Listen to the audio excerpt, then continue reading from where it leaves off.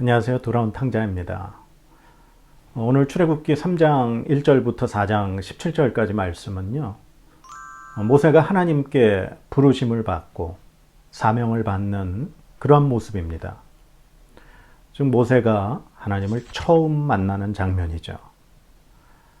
그의 나이 80세가 되었을 때 사건입니다. 그런데 왜 모세는 하나님께 사명을 받고 하나님께 말씀을 듣는 자리에서 한 번에 순복하거나 순종하지 않고 계속해서 하나님께 질문을 던지고 하나님과 대화를 이어갈까요? 왜 하나님은 하나님의 말씀에 순종하지 않고 계속해서 여러 가지 변명을 들어놓는 모세에게 끝까지 대답을 해주시는 걸까요?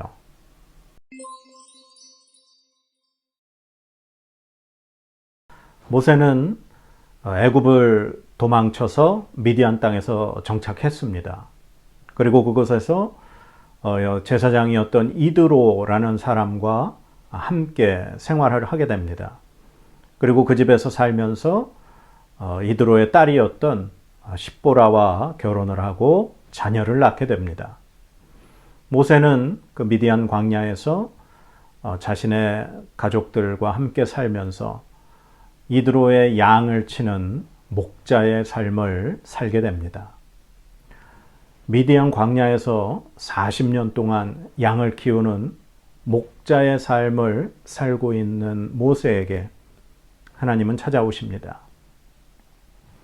어느 날 모세가 이드로의 양떼를 몰고 하나님의 산 호렙까지 오게 되었습니다.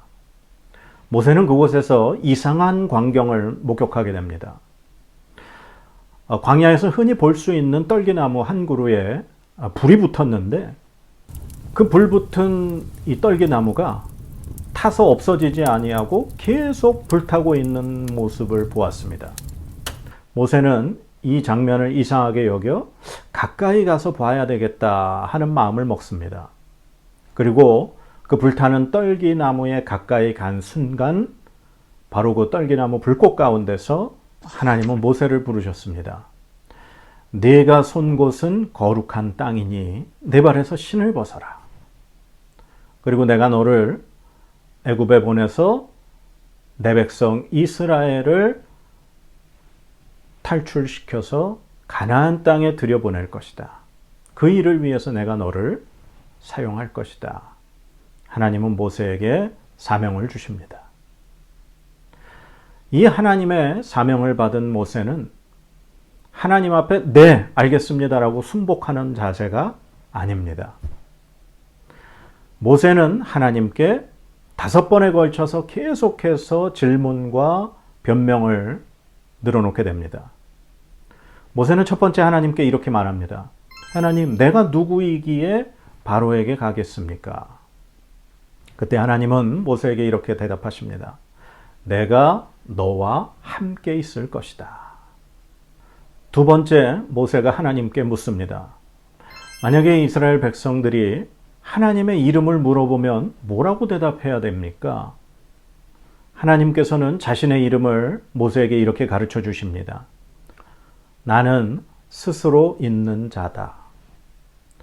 너는 이스라엘 백성들에게 가서 스스로 있는 자가 나를 너희에게 보내셨다 말해라. 나는 너희 조상의 하나님, 아브라함의 하나님, 이삭의 하나님, 야곱의 하나님이다 라고 그렇게 말하라고 가르쳐 주십니다. 그리고 바로를 찾아가서 우리가 3일길쯤 광야에 가서 우리 하나님께 제사를 지내야 하겠습니다 라고 말해라. 그러면 바로는 허락하지 않을 것이다. 그리고 재앙을 통해서 바로는 너희들을 보내줄 것이고 너희는 애굽 사람들로부터 재물을 받아가지고 그 땅을 나올 것이다. 하나님은 이렇게 모세에게 자세하게 어떠한 결과로 이루어질지까지 가르쳐 주셨습니다. 세 번째, 모세가 하나님께 말합니다. 하나님, 그들이 저의 말을 믿지 않을 겁니다. 이렇게 말하죠. 하나님께서 그러한 모세에게 두 가지의 기적을 보여주십니다. 첫 번째는 모세가 가지고 있던 지팡이를 땅에 던지자 그 지팡이가 뱀이 됩니다. 그리고 그 뱀의 꼬리를 다시 집어들자 지팡이로 변하죠. 두 번째는 모세의 손을 가슴에 품에 넣었다가 빼어보니 하얀 문둥병이 발하게 됩니다. 그리고 다시 그 문둥병이 발한 손을 품 안에 넣었다 빼니까 깨끗하게 회복이 되죠. 그리고 하나님께서 한 번 더 말씀하십니다. 이 두 가지 기적도 믿지 않으면 나일강에서 물을 조금 떠다가 땅에 부으면 피가 될 것이다. 하나님은 모세에게 믿지 않을 이스라엘 백성들에게 이러한 기적을 보여주면서 하나님이 모세를 그들에게 보냈다는 것을 증명하게 해주십니다. 모세는 이렇게 다시 한번 하나님 앞에 얘기합니다.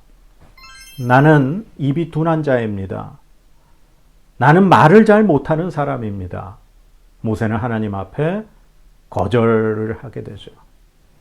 그때 하나님께서 모세에게 이렇게 말씀하십니다. 누가 사람의 입을 지었느냐? 내가 네 입과 함께 있어 네가 할 말을 가르칠 것이다. 하나님 말씀하십니다.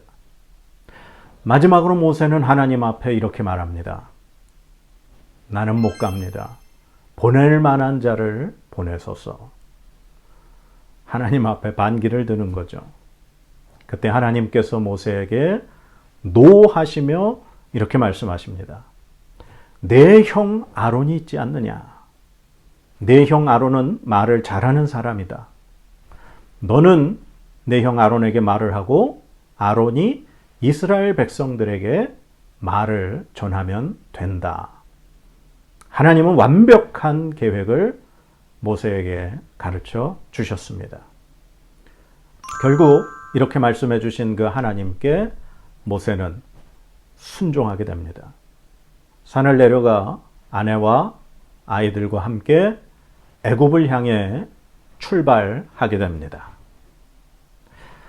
여기까지가 오늘 본문의 말씀입니다. 아까 처음에도 여러분들에게 질문을 드렸습니다. 왜 하나님은 모세와 이렇게 긴 대화를 나누시면서 일을 시키실까요? 왜 모세는 하나님의 말씀인데 한 번의 명령에 순복하지 않고 끊임없이 하나님께 질문을 던지고 변명을 하고 못하겠다고 그렇게 얘기를 했을까요? 오늘 이 말씀을 통해서 저와 여러분들이 생각하고 싶은 것은 이것입니다. 하나님께서 모세에게 첫 번째 하셨던 말씀 중에 우리가 주목해야 될 것은 이스라엘 백성을 가르쳐서 하나님은 내 백성이다 라고 말씀을 하신다는 겁니다.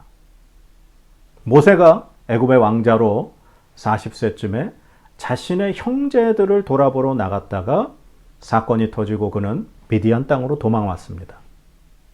모세는 자신이 고통받고 있는 이스라엘 백성들을 구할 때 그들은 자신의 형제라고 생각을 했습니다. 그러나 하나님이 오늘 모세를 그들에게 보내실 때 하나님은 분명히 모세에게 말씀하십니다. 이스라엘 백성들은 내 백성이다. 우리들은 하나님의 일을 하면서 나의 성도, 나의 교회, 나의 목사님, 그리고 내가 하는 어떤 봉사라고 생각할 수 있습니다. 그러나 하나님은 오늘 분명히 우리에게 말씀하십니다. 교회는 하나님의 교회이고 성도는 하나님의 백성이고 우리가 봉사를 하는 일들은 바로 하나님의 일이라는 것입니다. 하나님의 일을 우리가 분명하게 깨닫고 할 때 우리의 것을 주장하지 않게 되는 것입니다. 마치 우리 것인 양 주장하고 마치 우리 것인 양 생각할 때 그 일로 인해서 우리들은 문제를 맞이하게 되는 겁니다. 하나님은 모세에게 분명히 말씀하십니다. 내 백성에게 너는 가라. 그리고 하나님은 하나님의 일을 맡기실 때 막연하게 맡기지 않으신다는 겁니다. 하나님은 하나님의 사명을 주실 때 흐릿하게 주시지 않는다는 것입니다.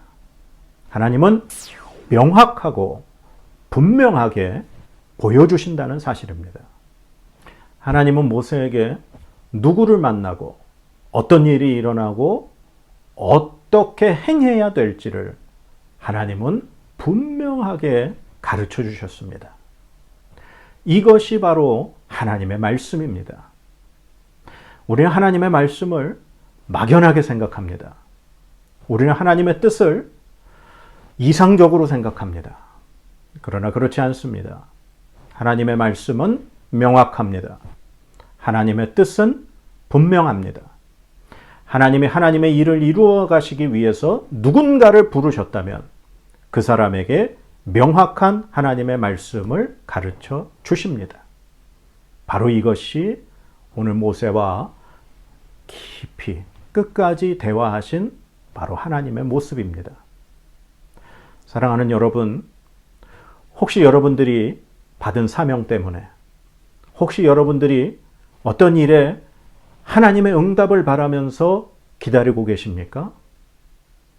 어떤 문제를 놓고 지금 하나님의 응답을 바라보며 기도하고 계십니까?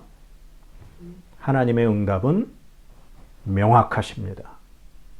하나님은 사람을 통해서건 하나님의 말씀을 통해서건 아니면 어떠한 사건을 통해서건 하나님은 여러분들에게 분명하고 명확하게 보여주실 것입니다.